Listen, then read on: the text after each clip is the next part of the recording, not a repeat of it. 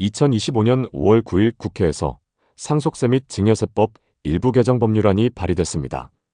이 법은 단순한 세법이 아니라 한국의 자본시장 구조 자체를 흔들 수 있는 게임 체인저가 될 수 있는데요. 오늘 영상에서는 이소영 의원이 발의한 상속세법 개정안의 핵심을 살펴보고 이게 한국 주식시장의 투자심리 회복에 있어서 얼마나 중요한 분기점이 될 수 있는지를 실제 투자자의 시선으로 짚어보겠습니다. 한국의 상장기업들은 특정 시점에서 주가가 오르는 걸 굉장히 꺼려합니다. 왜 그럴까요? 바로 상속세 때문입니다. 현대차그룹과 정의선 회장의 예를 들어보죠. 정의선 회장은 실질적으로 그룹을 이끌고 있지만 핵심 계열사들의 지분은 아버지 정몽구 명예회장이 더 많이 보유하고 있습니다. 가업의 승계를 최종 완성하려면 정 회장은 지분을 상속받아야 하는데 기본세율이 높을 뿐만 아니라 상장사 대주주 상속 시 20% 할증까지 붙어서 상속에 대한 실질세율이 60%나 된다는 점인데요. 결국 막대한 세금을 내야 승계가 가능하다는 점이 현대차그룹의 주가를 불안하게 만드는 핵심 요인입니다. 정몽구 명예회장의 주요 계열사 지분 가치는 4월 중순 기준으로 3조 9천억 원입니다. 이를 상속세율 60%로 적용하면 정의선 회장이 내야 될 세금이 2조 3천억 원으로 추정되는데요. 이런 부분들이 우리가 당연하게 여겼던 기업이 성장할수록 주가의 기대감을 커지게 하는 것보다 역설적으로 회사가 성장할수록 주가가 높아지는 것을 부담스러워한다는 것이죠. 그래서 상장 대기업들은 상속이나 증여를 고려하는 시기에는 의도적으로 주가를 낮추는 유인을 갖게 됩니다. 배당도 줄이고 자사주도 안 사고 일부러 기업 가치를 억누른 채 주가를 밟아왔던 겁니다. 이게 바로 한국 자본시장의 구조적으로 박힌 왜곡이죠. 상속을 유리하게 하기 위해 주가를 낮게 유지한다. 바로 코리아 디스카운트의 핵심 원인 중 하나였습니다. 그럼 이소영 의원은 여기서 무엇을 개선하기 위해 어떤 아이디어로 상속세법 개정안을 냈을까요? 발의된 상속세법 개정안의 내용입니다. 어려운 용어로 되어 있어 일반인들이 이 법안을 해석하기는 쉬운 일이 아닌데요. 사람들이 이해하기 쉽게 핵심 내용을 풀면 상장기업의 상속세 과세 기준을 시가와 자산가치 중 낮은 쪽으로 정하되 그 하한선을 PBR 0.8로 설정한다는 점이 핵심 골자입니다. 이건 상속세 산정 기준을 무조건 시장 가격으로 하지 않고 시장 가격이 비정상적으로 저평가되어 있어도 최소한 자산 대비 0.8배까지는 인정해주자는 취지죠. 이를 통해 비상식적인 저PBR 기업들의 편법 상속이나 과세 형평성 문제를 보완하겠다는 의도로 볼 수 있습니다. 지금까지는 상속 시점에서 주가가 낮으면 세금도 적게 나왔죠. 상속 시점에서 PBR이 0.8 이상인 기업은 기존처럼 시가 기준으로 과세를 하고 그동안 의도적으로 주가를 눌러와서 자산가치에 비해 현저하게 저평가받는 기업들, PBR이 0.2, 0.3 이런 기업들은 주가가 아무리 싸다고 해도 시가 기준으로 상속세를 매기지 않겠다는 겁니다. 이런 기업들은 세금을 PBR 기준으로 내야 한다는 거죠. 이게 이번 개정안의 가장 큰 포인트입니다. 즉, 주가를 너무 낮춘 기업들은 오히려 상속 시 세금을 더 내는 구조가 되는 겁니다. 이렇게 되면 기업들이 상속을 염두에 두고 주가를 인위적으로 낮추는 요인들이 사라지게 된다는 거죠. 또 기업이 주주가치 제고를 위해 주가를 제대로 반영하는 움직임을 보인다면 상속 시 추가로 내야 하는 할증 20%의 가산세를 면제해주면서 기업에게 형평성도 제공해주자는 것이죠. 이렇게 되면 기업의 PBR이 0.8 이상이 되어도 주가가 낮아서 PBR 0.5, 0.6일 때와 비슷한 세금을 내는 효과를 줍니다.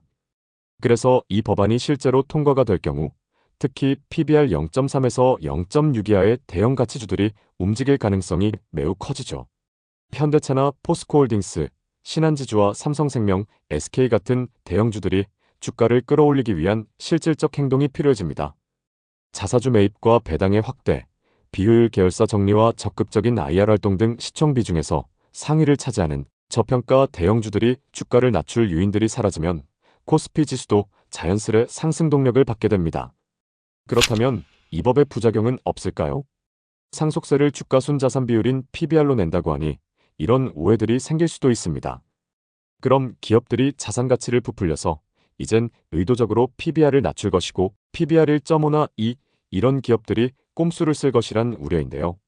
기업이 이 수식대로 장난질을 치게 되면 주가순자산 비율인 PBR이 낮아지게 됩니다. 또 제조업은 자산이 많아 PBR이 낮게 나오는 경향이 있고 게임이나 엔터 업종, 플랫폼 기업 같은 곳들은 무형자산이나 브랜드 가치가 중요하기 때문에 PBR이 높게 나오는 특성이 있습니다. 그런 기업의 특성상 PBR이 높게 나오는 곳들은 상속세에서 매우 불리한 거 아니냐는 지적이 있을 수 있는데요. 이런 지적들은 이 개정안의 핵심을 다시 살펴보면 오해가 금방 풀리는 개념입니다. 주가인 분자는 그대로인데 분모인 주당 순자산 가치를 부풀려서 기업들이 PBR을 고의로 낮출 거라는 오해는 개정안을 명확히 이해하면 풀리는 개념입니다. 이렇게 어차피 PBR이 0.8 이상인 기업들은 개정안 이전에도 이미 시가대로 상속세를 내고 있었기 때문에 손해를 보거나 새로운 불이익을 받는 것도 아니란 거죠. 법안을 발의한 이소영 의원은 이런 문제점들을 사전에 이미 면밀히 검토하고 설계를 해둔 것이죠. 그렇다면 이 법안이 발의만 됐다고 해서 바로 현실에 적용되는 것일까요? 이 법이 통과되기 위해서는 먼저 해당 상임위인 기획재정위원회에서 심사를 통과해야 하고 체계자구 심사라는 어려운 말로 돼 있지만 이게 소위 법사위라는 곳에서 추가 심사를 하는 것을 뜻합니다.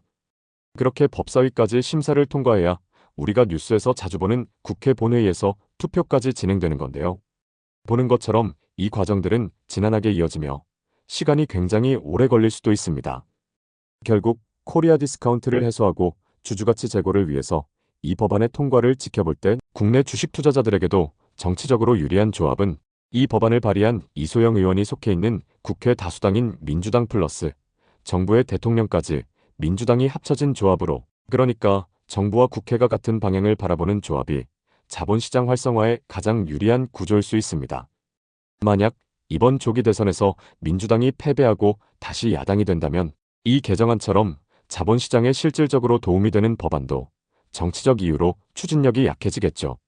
정치 메커니즘상 야당이 된 정당이 자본시장 활성화라는 성과를 정부 여당에게 넘겨줄 동기를 찾기 어렵기 때문입니다. 남 좋은 일 시켜줄 필요가 없다는 기본 생각이 정당 정치의 현실이니까요. 마지막으로 짚어볼 부분은 과연 역대 어느 정권과 정당이 한국 자본시장의 구조 자체를 바꾸려고 했을까요? 그동안 우리 증시는 늘 주가가 폭락했을 때만 땜질식 처방으로 공매도 금지나 증시 안정기금 같은 배당이나 주주권, 상속세와 투명성 개선은 외면한 채로 늘 응급처치만 받고 수술은 받지 못한 환자였습니다. 이번 이소영 의원의 개정안은 역대 어느 정부에서도 보기 드문 근본 구조에 손을 대려는 시도라고 볼 수 있습니다. 그 의도가 정치적이던 정책적이던 현실의 투자자 입장에선 기회가 될 수 있다는 거죠. 제가 지난주 영상에서 한국 증시도 정부와 여당이 증시를 끌어올리려는 구조를 만든다면 한국 증시도 일본의 상황과 유사하게 흘러갈 수 있다는 취지로 영상을 올린 것도 이번 개정안을 염두에 둔 것입니다. 정책은 스스로는 움직이지 않습니다. 정책의 원안을 만든 주체가 실질적인 집행 권한까지 가질 때 비로소 시장은 응답하고 투자자들은 방향성을 갖게 됩니다. 오늘의 이 인사이트가 유익하시길 바라며 더 많은 이야기로 찾아오겠습니다.